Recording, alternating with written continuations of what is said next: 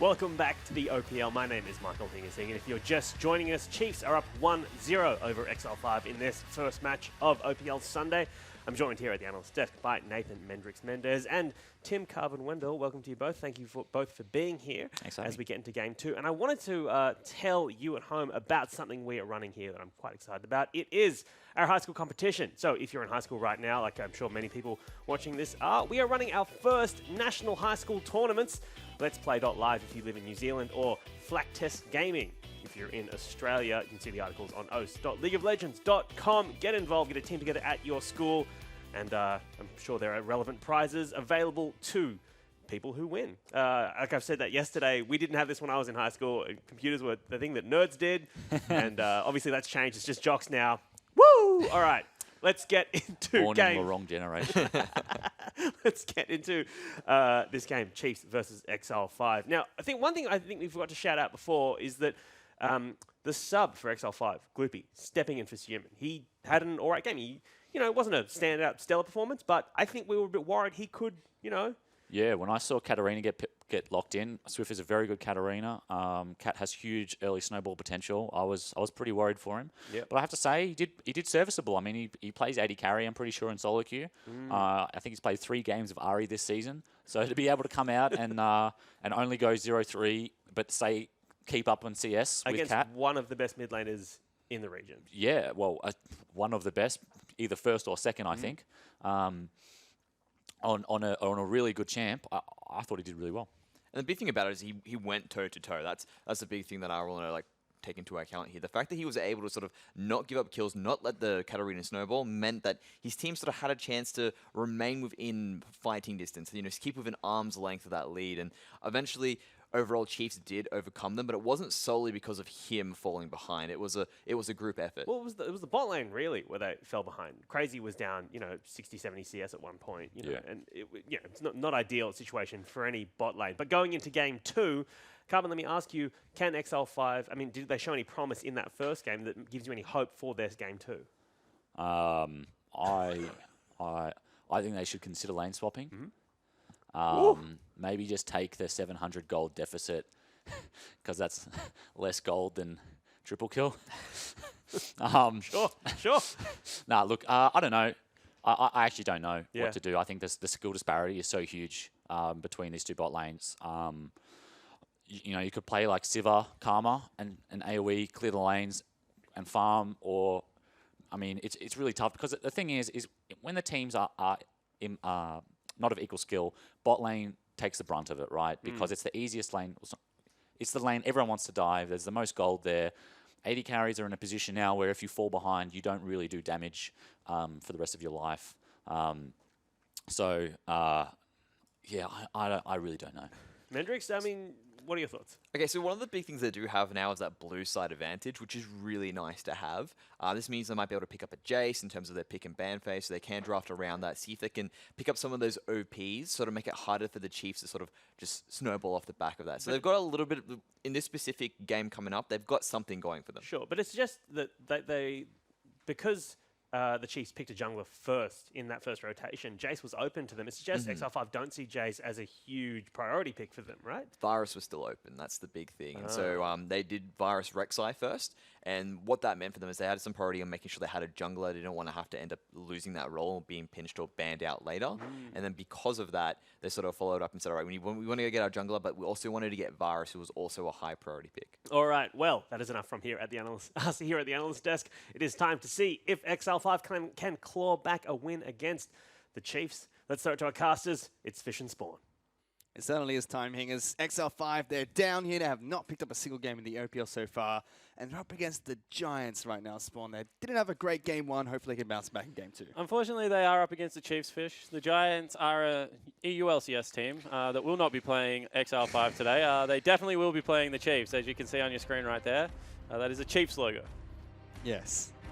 Chiefs Esports Club. The metaphorical giants of the OPL, Spawn. You're not giving me any room to work with here, dude.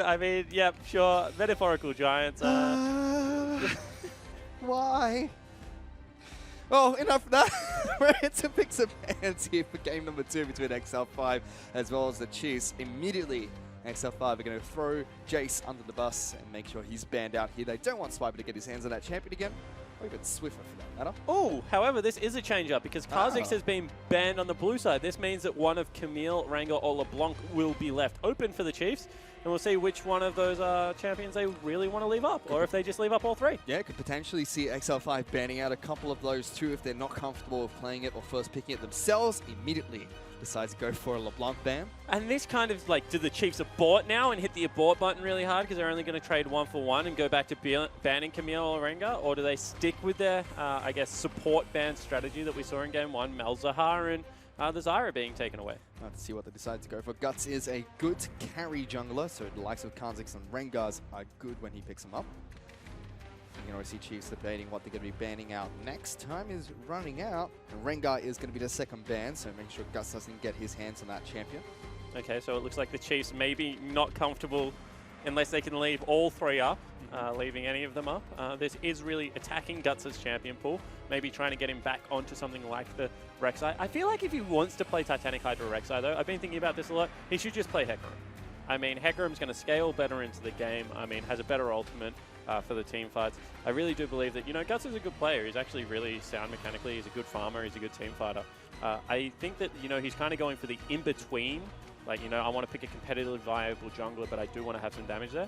If that's your jam, dude, just like completely go all in. Well, Hecarim is one of his most famous champions, and the final ban from the Chiefs is another Guts ban. Elise has been taken off the tail, which means we will see Camille being picked up here for XL5. Yeah, we certainly will be. One thing I will let you know is the Chiefs were planning for this. They do have a pocket pick in mind for it. That, you know, Swiper slipped me under the table, so we'll see whether he is going to pull it out.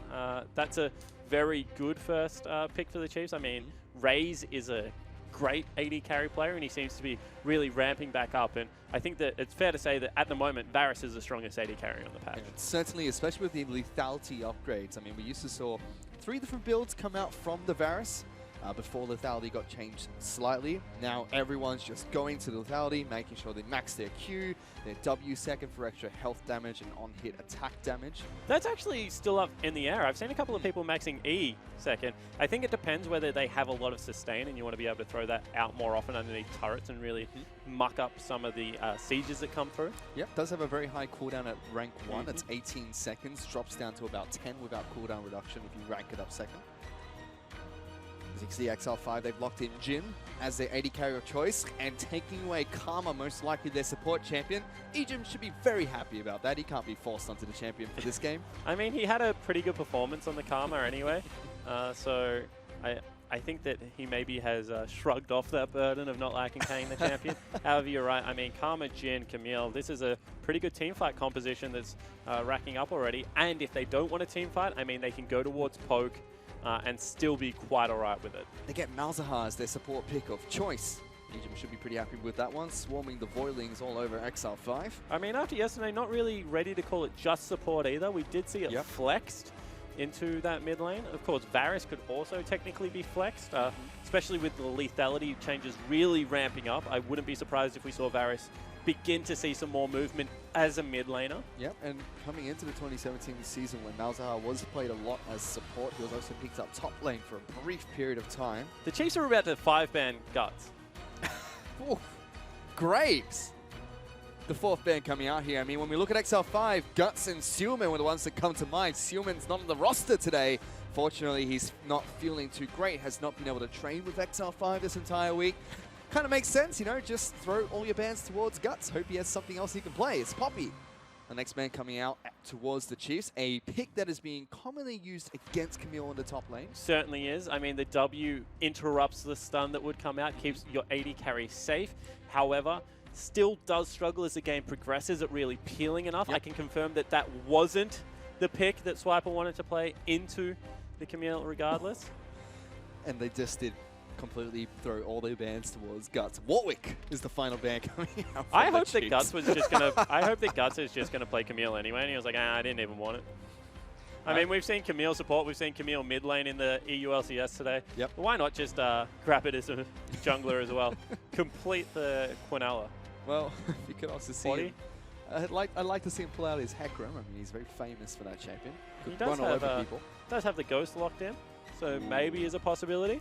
I mean, Hecarim isn't really going to be all that bothered by Ivan. Ivan's going to probably steal his camps and annoy him a little bit early game, but as the game progresses, not going to be a big deal. Chiefs are... Oh, wow. Exile5 decided not to go for a final ban. So they banned out Poppy and said, you know what? You want to ban all our champions? We're just not going to ban something and see what you can throw at us. Questionable strategy, but Swiffer is going to be picking up Corki in the mid lane. And there it is. We're going to get the Hecarim coming out from Guts. You can see smiles in the face of Exile5. Ejim have a bit of laugh about it too. I hope he hard carries. After you throw 5 jungle bans at someone, you just hope he absolutely goes nuts and just dunks the stupid Ivan. Especially if it's Candy Cane Ivan. If this game is a Candy Cane Ivan and the Hecarim just runs all over him, I'm going to be the happiest color caster ever. And the final pick coming out from Exile5 is going to be Cassiopeia, and Swiper's nodding his head. He's very happy. He's gone for the Alawi. Yeah, he certainly has. The reason that they wanted to do this is they believe that they can force the 1v1 repetitively, and as soon as you engage onto Alawi without a way out, which is what Camille is, you just go for the all-in. I mean, you grab the soul out, you absolutely go nuts with the tentacles, and you just start slamming it. Swiper believes that you can withstand the initial burst that comes out, and then your consistent damage afterwards is just far superior. So I'm assuming this is the pick he was waiting for today. Yeah. Swiper is very well known for this champion as well, and there's lots of ways for Exile5 to engage on towards the Chiefs. A good squad or a good lineup for them to use against this Camille. And the Chiefs love to play poke comps historically with Alawi, because what happens is they start poking down, you feel like you have to engage onto the back line. It gets rid of any need for Swiper to have to play engage, and as they engage onto him, as I said, he just gets them out and is able to really go to town. I think that, this is a good draft piecemeal together by the Chiefs. They are very smart when they draft poke. Maybe ode to an old coach that used to play a lot with them. And excited to see how they take it on to Summoner's Rift. On top of that, Alawi does have the soul grab, so it's really good underneath turrets, really good to add to poke as well. So very well-rounded team comp coming out from the Chiefs. And one of the things that Camille's been criticized for, the only thing in her kit that she doesn't have is wave clear instantly. I mean, she has to go towards Tiamat.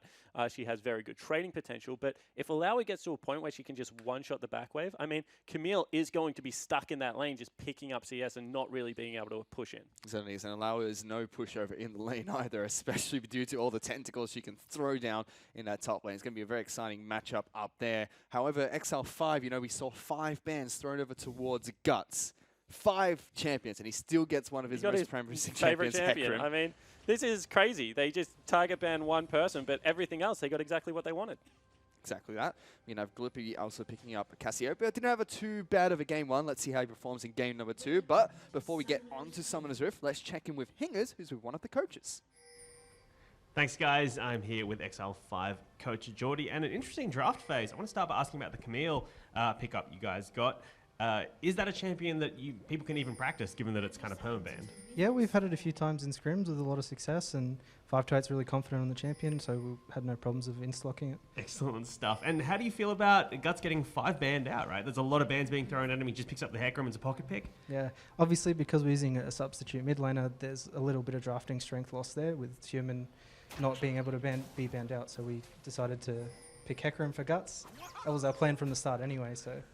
They've fallen into your trap. There you go. Excellent. So you're feeling confident going into this? As confident as you can be with the substitute. Excellent stuff. Well, thank you for speaking to us, and best of luck in the game. Thank you very much.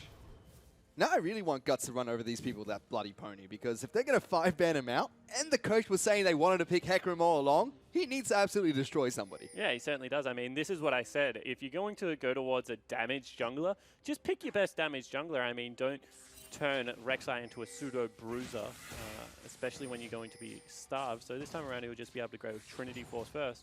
And I can promise you, if he gets 3 early kills on a Trinity Force user, he will be more than comfortable running away with the rest of the game. Well, to kick things off, we have Guts invading nice and early to take down a red buff inside of Spook's jungler, where Spooks makes friends with the red buff on the side of Guts' jungler. We'll take that, so just trading camps for now. In the mid lane, we already have trades going back and forth between this Corki as well as Cassiopeia. Corki starting with the Gatling gun. I mean, I actually have no idea what Swiffer was doing, because that's the best the trade could have gone, because double poison missed out of Gloopy. And Swiffer still lost the trade because he was standing in 3 mage minions. So that was interesting decision-making out of the Chiefs mid laner. Maybe just trying to assert some early dominance. He's already popped his only potion. Cassiopeia is going to be happy to heal up with her Twin Fangs as well as the double potion she has coming into this matchup. So Gloopy already showing he's no pushover in this mid lane. Can go up against the best of the best. Have to see if that stays true later on in this match. For now, though, everything is nice and quiet on Summer's Rift. Bottom lane, Crazy and Tegan. Tegan picking up another support here of Karma. Yeah, it certainly is. I mean, want to go towards Spooks' jungle pathing quickly. What he did is he actually laid down on the red first and prepped the Raptors, then went towards his side of the jungle again and set up, I guess it was 2 camps, went back in, stole the Raptors away, and then was able to pick up, you know, the blue buff as well as the Grom for himself. So a little bit of a different Ivan pick, a route. Not as greedy or, you know, as punishing as what we've seen a lot out of Carbon. Carbon likes to prep his own buff before he invades, generally. But, you know, able to stay ahead of experience for now against the Hecarim. Doesn't be able to take down Scuttlecrab, but Guts charging into the top lane. Swiper's already used that flash. 5 to play, forcing him to jump away with the wall hop. And Guts just going to use this time to help him push out the wave. Attacks a little bit of his minions as well. That's what Hecarim's all about. I mean, guarantee the push, as I like to say it. Make sure that's going to be, you know, hitting the turret nearly. Swiper will eventually start pushing back as well because of that gank, and he's not going to have any flash when he does so. Meanwhile, in the bottom lane, you can see Tegan as well as Crazy trying to trade against Egypt. And Ray's doing a pretty good job so far. I actually want to talk about an interaction we just saw because we saw it heaps yesterday. Nice bounce coming out. Egypt actually in a little bit of trouble. It's that interaction right there. So as soon as you think the Karma is going to throw out the Q, you actually just activate your W and it hits a little creep in front of you. Your mana cost is less than Karma's as well, so you win the mana sustain battle as the game progresses. So Tegan really finding it difficult right now to chunk out the Malzahar. I want to go back to that as well, but we do have Ivan posturing in the mid lane. Gloopy is going to get jumped off and snared as well. He's popped the Ghost nice and early, still trying to trade back, but will get out safely. Yeah, I mean, has to burn both summoner spells, so that's a good news story. Swiffer was only going to burn the exhaust for that one. You see that Gloopy needs to be careful. Actually had a fairly good trade onto Swiffer beforehand, so was feeling comfortable stepping up. Unfortunately, Spooks was able to read the Duke nicely and get a little bit of extra damage in to sway that into the Chiefs' favor. Still in this bottom lane though, Crazy going to take a little bit of poke damage here. Boiling's not going to small over. Here comes Guts. He's on the Swift, but he's going to have to Valk away. But look at that damage from the Rampage. Guts still wants a piece of this. Corky. Yeah, it certainly does. And I mean, this is what you need to do if you Guts. He's been involved in 2 of the lanes so far and is, you know, continuing to bully around the map. I like the aggressive movements coming out, and I think that he's giving his team a really good shot at being able to run away with this one. Well, he's forced Swiffer to recall. He's gone back to base, picked up a Sheen, about a minion wave behind Gloopy at the moment, who is going to be able to go back to base and get a shot in as well. Yeah, exactly right, and that's what you want to see out of the Cassiopeia. She is an early pressure mid laner. Wants to be able to, you know, dictate the pace of that lane. Unfortunately, not able to make it hit the turret, so probably going to be a freeze coming out of Swiffer if he can hold that off. He has about 6 ranged and a cannon creep in the mid lane. So that's not going anywhere in a hurry. And, you know, that's just one of those things that if you don't play mid lane over and over again, it's going to happen to you. Yep. See again, Egypt blocking out the Q from Karma with that boiler. It's something that Tegan's actually familiar with. Playing a game with him earlier in the week, he was playing Malzahar, doing that to thresh hooks all the time. Surprised he's still throwing that towards the Malzahar. I mean, you miss 100 shots you don't take, and he just wants to pop the shield, hope that Egypt doesn't time one of them nicely. So I don't really blame him for continually going to the trade. Same character just trading back and forth. He's still fairly even. Oh, the Q missing there from Spooks. Would have been able to lock down Gloopy, but he is level 6 on this Cassiopeia. Bad to see. The other thing you can see from that is that Gloopy a little bit not comfortable still, because generally if a Cassiopeia can walk into a jungler like that, she just turns around and tortures him. I mean, you throw the miasma down into Corky, he can't Valk in and help out, and then you just ult the silly Ivan and go to town. However, not willing to play aggressive onto Spooks, who's still continuing to be a nuisance. What even place down, that's a bit of a mistake. Seeing that the control wall was always there earlier. Gloopy's just waiting for this minion wave to push back in. Falling down slightly in CS, but should be able to take it back later on when that wave is pushed back. Guts hits level 6. Big spike for the Hecarim. Does have the charge now. Yeah, and we'll see whether he uses it on the bottom lane. You can see that Malzahar's shield is down there looking to push up right now. Haven't actually shocked. And I like the timing out of the Chiefs, although this might be dangerous. Ejim going to get locked down here by Tiga, but the Voidlings are swarming. He's going to have to shield himself and get the heck out of there. But they were trying to lock down Ejim, force him to go back to base. A little bit of a delayed recall from their bottom lane. And Crazy and Tiga are going to head back as well. With the wave meeting in the middle, nice and even. Yeah, pretty neutral that wave. I mean, they didn't take too long to clean it out, so it's not like it's going to be a deep freeze on the Chiefs side, even if it does push back a little bit slowly. And you can see that CS scores starting to creep up oh so slightly everywhere. Hello. Tentacle slam in the top lane as Swiper picks up first blood against Camille. I mean, just the 1v1, and he said he wanted to play the matchup, gets the ult in there, doesn't even have flash, and 528 doesn't use his or the ultimate. Questionable coming out from the Chiefs top laner, but look at this, here comes Guts, he's gonna try charge in, he gets the soul coming down with the rampage, going on towards the Allow, Swiper's trying to do what he can with the minions, but Guts is gonna take him down. I mean, that's all you can really do if the jungler wants to ghost into you, especially as you don't have flash at the start of it. You're probably gonna die, so Swiper just gives his life up peacefully. Is now Ejim in some big trouble. Gonna get locked down, is not level 6, gonna get exhausted as well. Daisy's coming up, the twin face are going through, the poison is ticking, but here comes 528. Can he get it? Yes, he can. The low sweep's not enough, and now he's getting turned on. Pops the ultimate on towards Spooks. Tiga will pick up the snipe onto Egypt, but Daisy is raining down the pain onto the support of Exile5. The cupcakes will be enough. That Swimmer picks up a double kill. Curtain Call gets popped as well. Spooks gets charged on by Guts, and now Gloopy's trying to fight for his life, but it's a 2-on-1 against the little pony, and it will be a big triple kill for Swiffer. Yeah, exactly right. Swiffer now has a rove into the game. I mean, he's up 20 CS. He's just picked up 3 kills for himself, as well as a double buff. And that looked like it was going to be so good for Exile5. I mean, Ejim was on a slither of hell. 528 flew into the backline, and unfortunately the damage of the rank 1 sweep just wasn't there, Fish. Certainly was not.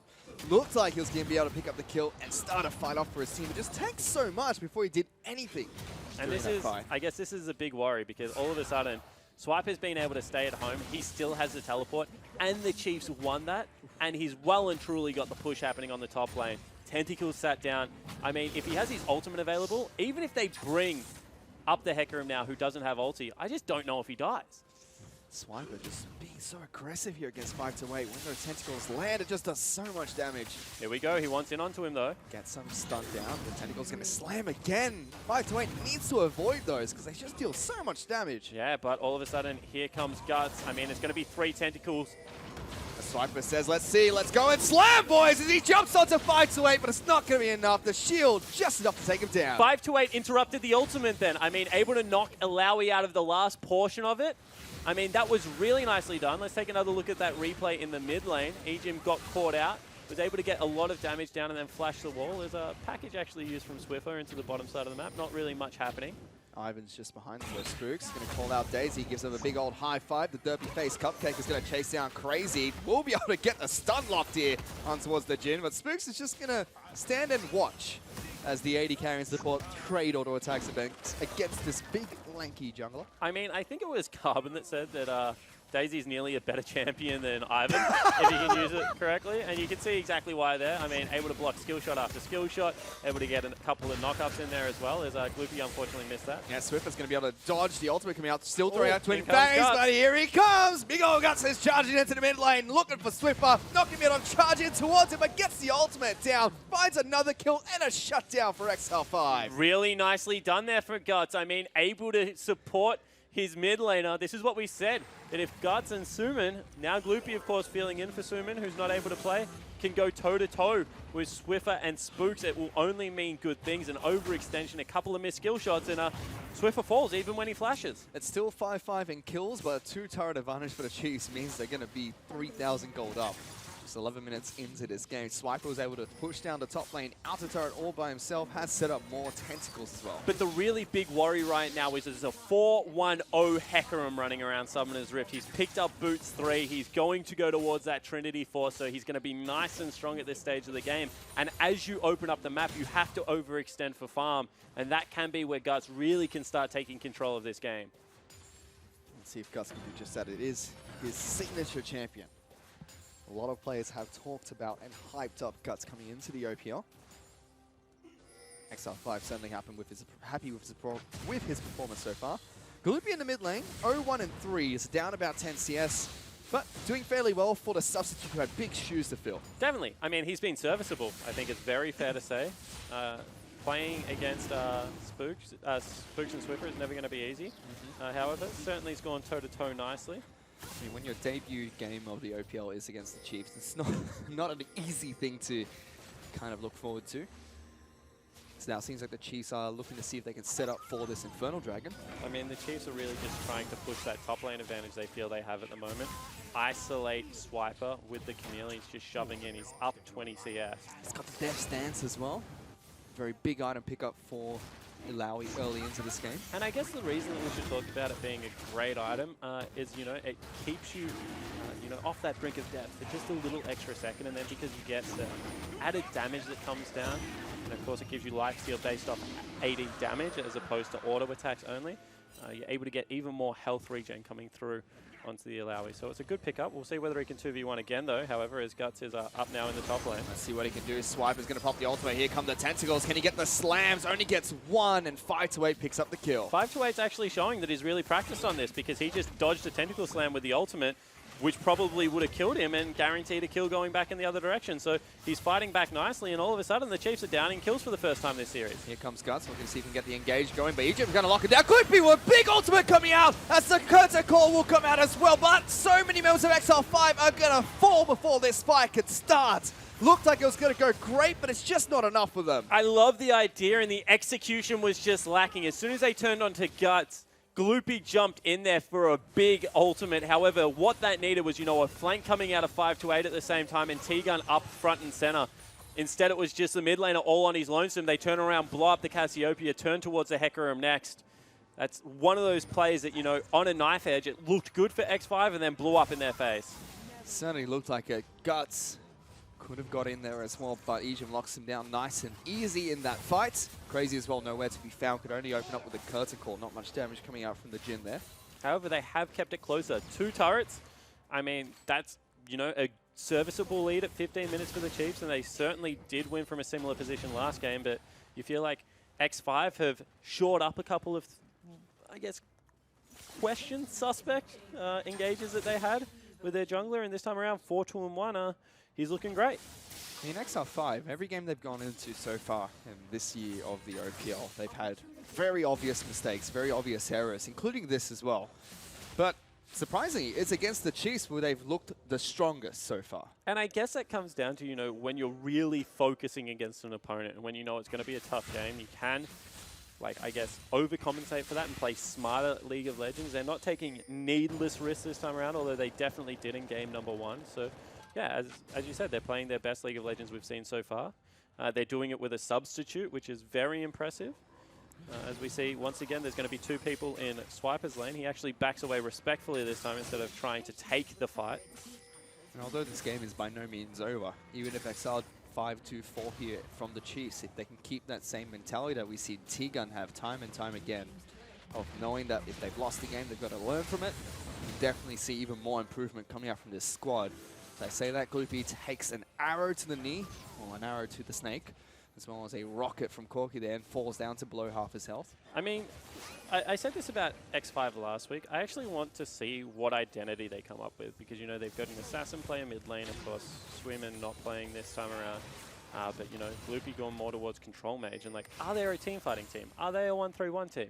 Because so many times we see teams kind of play just what's meta and not really what suits their play style, and it does allow them to fall behind. If this is a team that is a carry jungler team, I mean, we don't see them all the time, but, you know, there's no reason that they can't turn into a team like a Snake or a Vici that had Dandy when they really were carry-heavy jungle. Speaking of Exile5, they're looking for a fight, though. Guts is going to get locked down before he can even charge in, and will get obliterated before even using his ultimate. Swiper threatened with a teleport. They obliterate T-Gun and then take down the pony. Yeah, I mean, T-Gun was just out of position. Now Swiffer is forward, wanting in on the fight. He's also going down to Gloopy. Not even required because Spooks jumps in as well, picks up that last auto attack, and Chiefs get 3 easy picks underneath the turret of Exile5. Yeah, exactly right. And meanwhile, in the top lane, it looks like Swiper's thrown down his ultimate and forced Camille away So they're looking to take even more off the map, breaking the base and winning the split push battle. Chiefs are now looking to try and take the inhibitor turret. Tegan has respawn. Crazy trying to do what he can. Swiffer valking forward.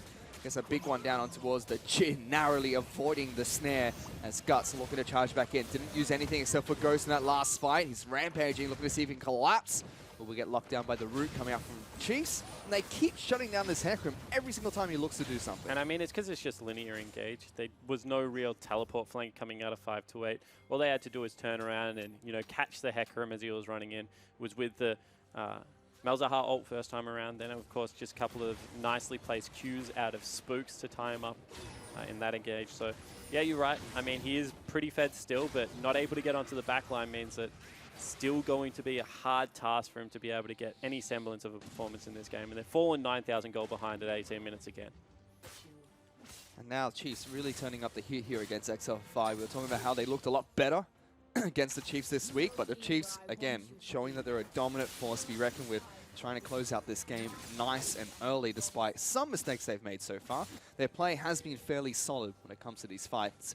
Now they're targeting up towards Camille here. Swiffer gonna knock Spooks back. That's a little bit mean, but he's still gonna try and chase down 5 to 8. Says, let's go, buddy. Let's go for this big old fight. Guts gonna get locked down. He tries to pop the ultimate. Swiffer actually gonna force 5 to 8. Flashes for it. Egypt trying to chase him down. The Voilings are looking to nom onto someone, but they can't get that kill. Now Gloopy's up here as well. Redemption gonna come out and try and heal Spooks. Daisy is just lost in the brush because she can't auto-attack the snake. And 5 to 8 will be able to pick up a kill. And I mean, that's just honestly disrespectful out of the Chiefs. Swiffer knocked his jungler the wrong way going into the gank and then still tried to 1v1 arguably the most broken champion ever released in the game. So, you know, it's an interesting call and they get punished for it, I think, very fairly. Yep, Exile5 capitalize on the mistakes of the Chiefs here. Still 8 to 10 in kills, but Chiefs just have a much better macro at the moment with 6 stars taken down as well as a dragon, which is now respawned. All right. Goodbye. Oh, he missed. Ooh, crazy. Almost face checks the brush. Now 5 to 8 here's ult and Slam comes out from a Swiper. Look at the damage from the tentacles. And now Swiper is stuck here as the Curticle's going to come out. The Hecarim charges in. Gut's going to pick up a kill. I mean, he did a lot of damage, but at the same time still falls. This is one of those games where the Chiefs look like they're trying to have a little bit of fun, but you have to worry. 5-3-2. Hecarim is online on Summoner's Rift right now. 2-2-5. The Camille is still within touching distance. And if they allow this game to, you know, continue to draw on, there's always that window that X5 can make them pay. And every game matters in the OPL this time. It's for 3 points right now, the Chiefs, and they could drop one. They certainly could. They've already dropped one in their first week of the OPL to the Direwolves. After a very narrow 2-1 victory, I should say.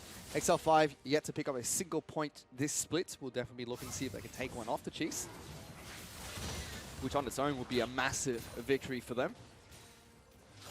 Chiefs now looking to try and group up, trying to press the gold advantage they've been able to previously acquire. Hopefully not make as many mistakes as we've seen earlier. Yeah, they just need to tidy up the play. I think it's all it is. I mean, give a little bit more respect to their opponent. And, you know, start pushing the real advantage they have. They have a better split pusher right now. When you have a look at it, Death Stance as well as Sterix. I mean, he's died 4 times, but it really is hard for one person right now to take out Swiper. At the same time, you know, they have the double supports. They have the Voidlings and double AD carries to be able to run in and take a Baron quite quickly. They have Daisy. They have good catch potential right now for the Chiefs. It's just going to come down to, you know, whether they actually set the map up correctly and start punishing that open inhibitor on the bottom lane. Swiper also has to hit a skill shot eventually. This is some Spooks Q level coming in. Careful, you might get banned from that chat as well as T-Gun gets jumped on here. Raze is going to go on a killing spree as he takes him down. He killed him with the ultimate. I mean, this is just, it's crazy. Looks like they do get the pick that they're looking for. Swiper's pushing in on the bottom lane. All of a sudden, Baron is just an open objective, and they have to face check eventually. They've set up with the brush. Guts going to get locked down by Egypt again. This is just a reoccurring trend here, and they go straight towards the Baron. I mean, that's all they were waiting for. Nice setup from the Chiefs. They were taking this one a little bit fast and loose for a while. However, eventually will fall down. Baron is going to fall. That's going to be taken down by the Chiefs. No one from the side of Exile5 there to stop them. Spooks even picks up the Scuttle Crab on his way out. But suddenly things are just falling apart here. Chiefs one by one dismantling Exile5. We still have Swiper Swift pushing the bottom lane. That's an open inhibitor, so you don't want to leave him down there for too long. Ooh. That's a lot of damage. I mean, he does do a lot of damage, but you've seen that if multiple members done, he still does fall. So they need to time the split push well, and that's why that was a more successful play, because they had pressured another objective, as well as a split push. Now they're sieging up mid lane, and you can see that T-Gun gets poked out. Oh, this Guts. is much better. Looking to go in. There's a Redemption coming out on towards the Chiefs as well. Guts has jumped in. They've jumped on the Swiffer as well. Locked down in the Hextech Ultimatum, but they take down 5-8 first. They will trade it for Ivern. Swiffer will fall as well as the Snake Lady gets 2.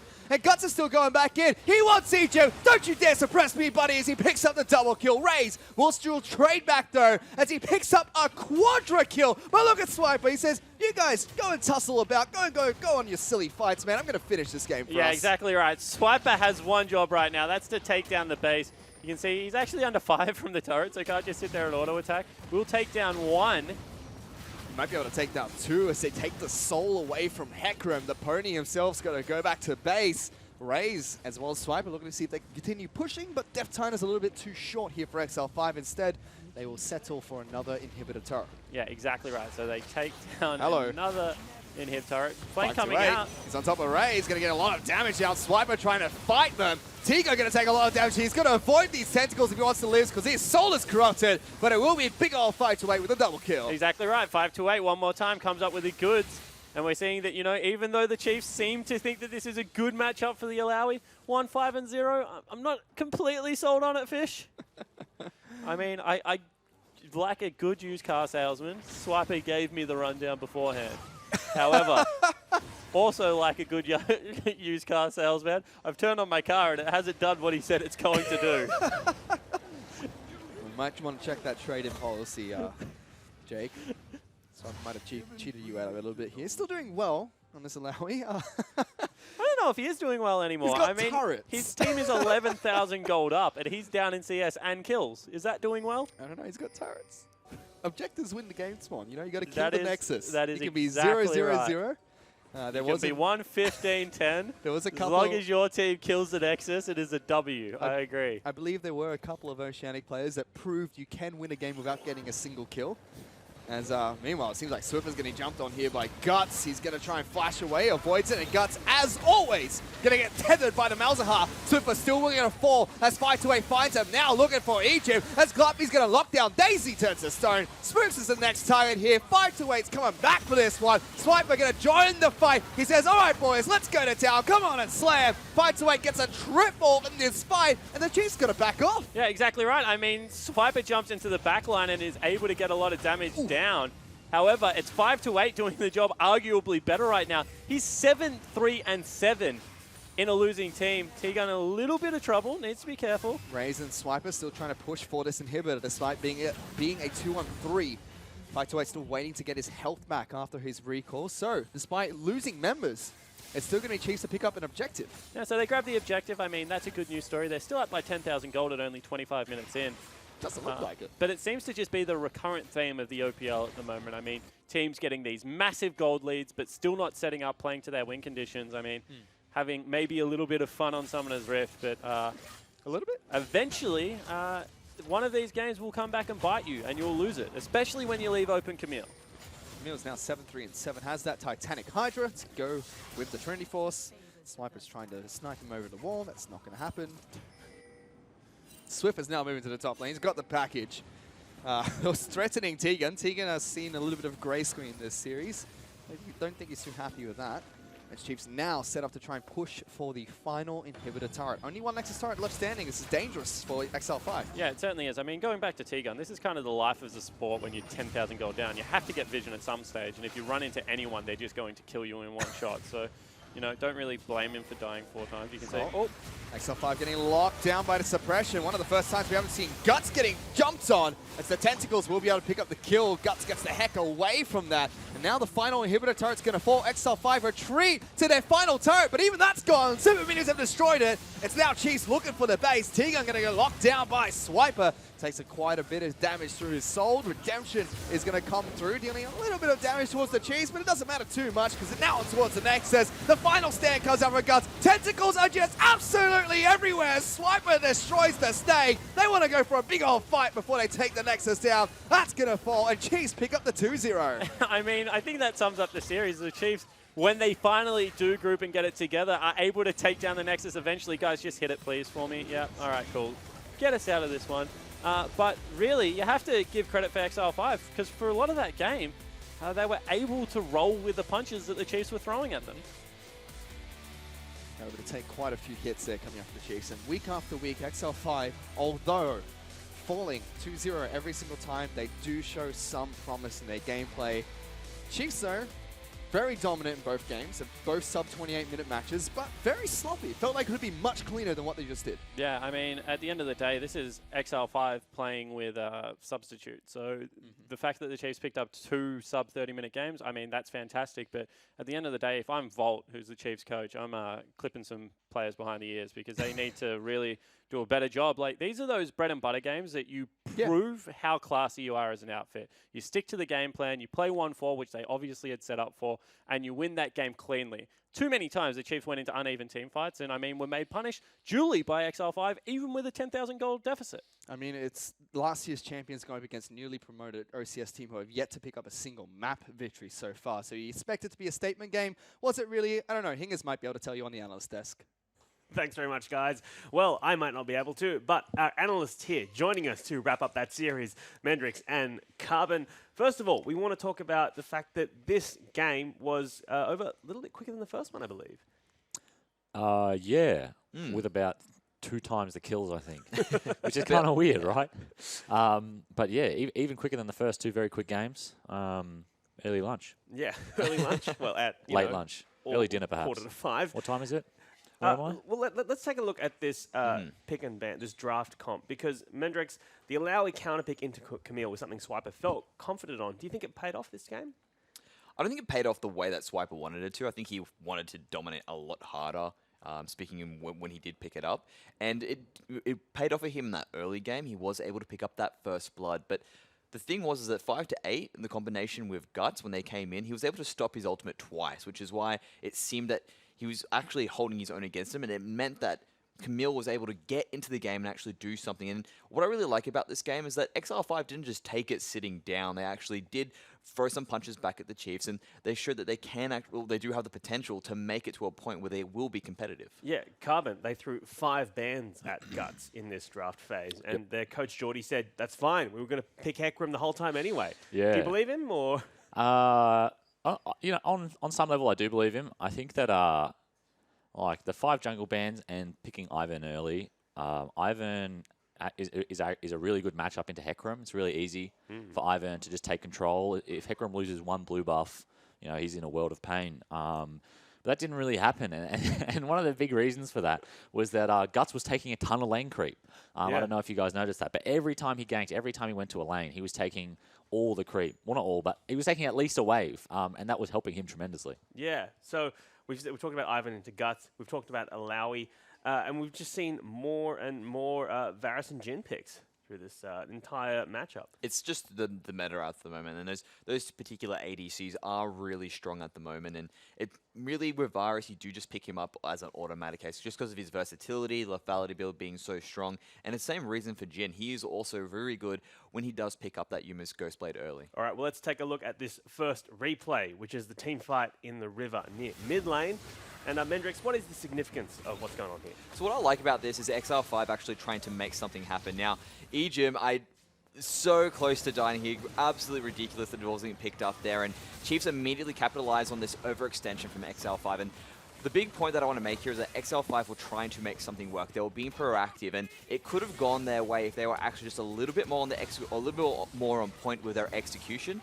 They didn't really hit the mark there. Guts, as you can see, he was doing really well throughout the entire game, but really, it was sloppy overall. Next time, if they could make it remain within that mid lane river fight, that would probably be more effective for them. I mean, Carbon, if you're the captain of this team, right, you're going in against the hardest, maybe the hardest opponents in the league, or close to, right? You substitute, right? You are not feeling confident, but you got to take away some hope from today, right? Is Exile5?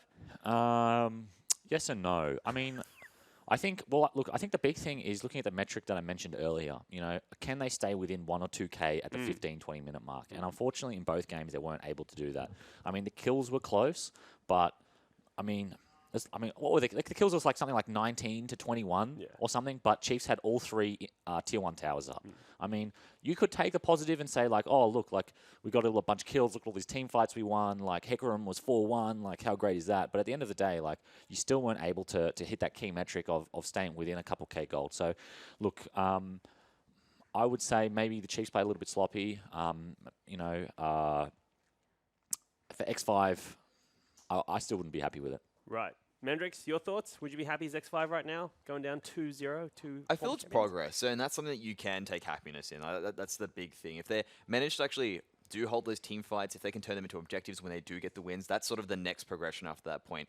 Sort of just saying, yes, we can roll with it, we can take the next team fight, and then get the objective, and it's just about that progression. So they can be happy to say, yep, we were competitive to a degree in that game, but there's a lot of work left to go. All right, well, voting on our Radier Best and Fairest MVP medal for this game. Turns out the winner is Ray's 80 carry for the Chiefs, and he had a massive game 1, a huge amount of CS lead. Is that...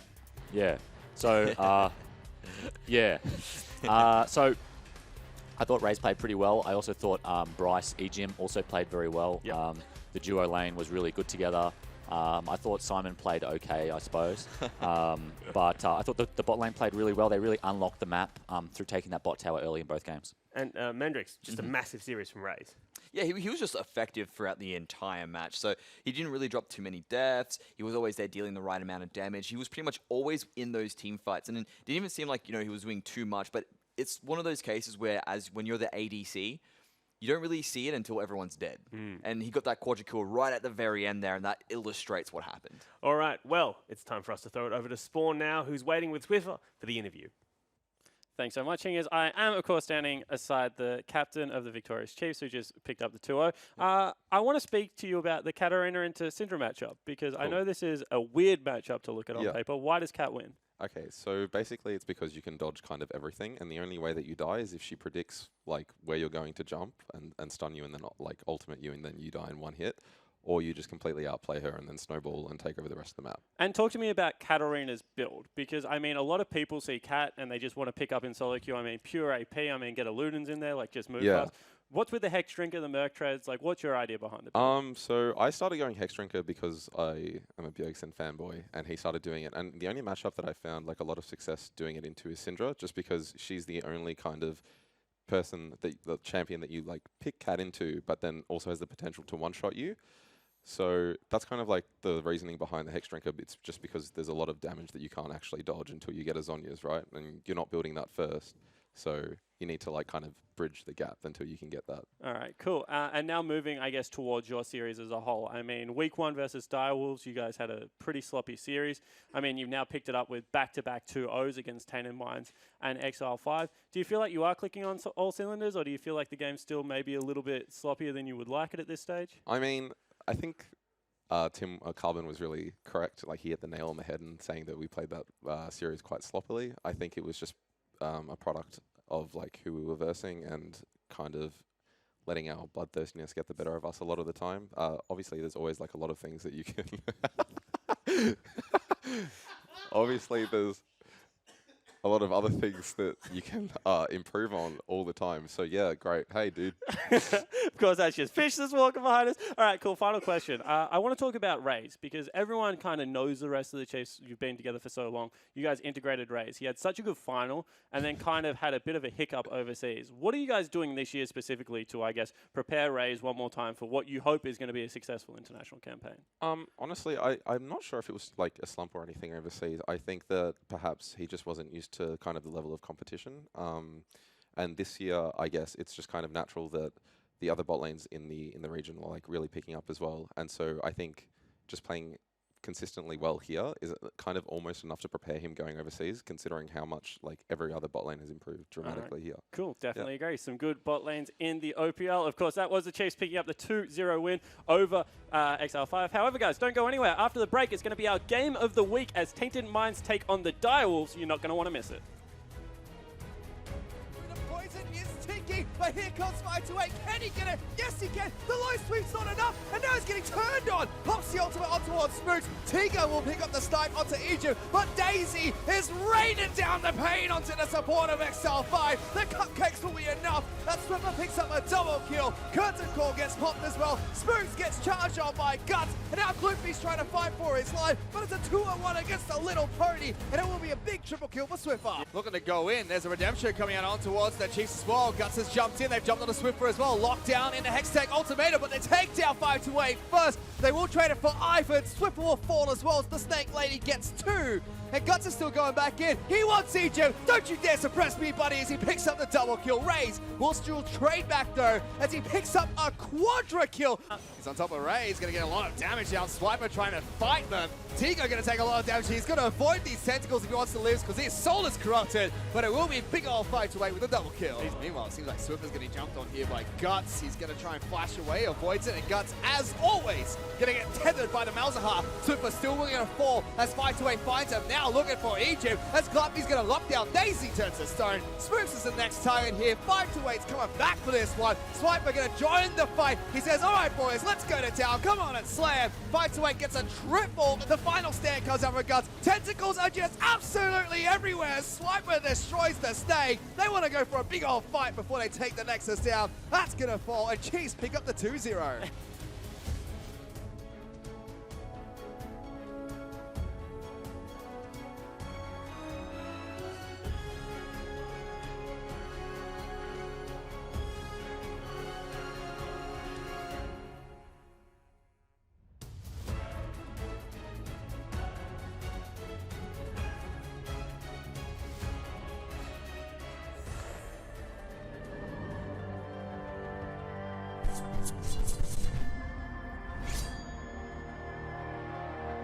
Let's finish this quickly.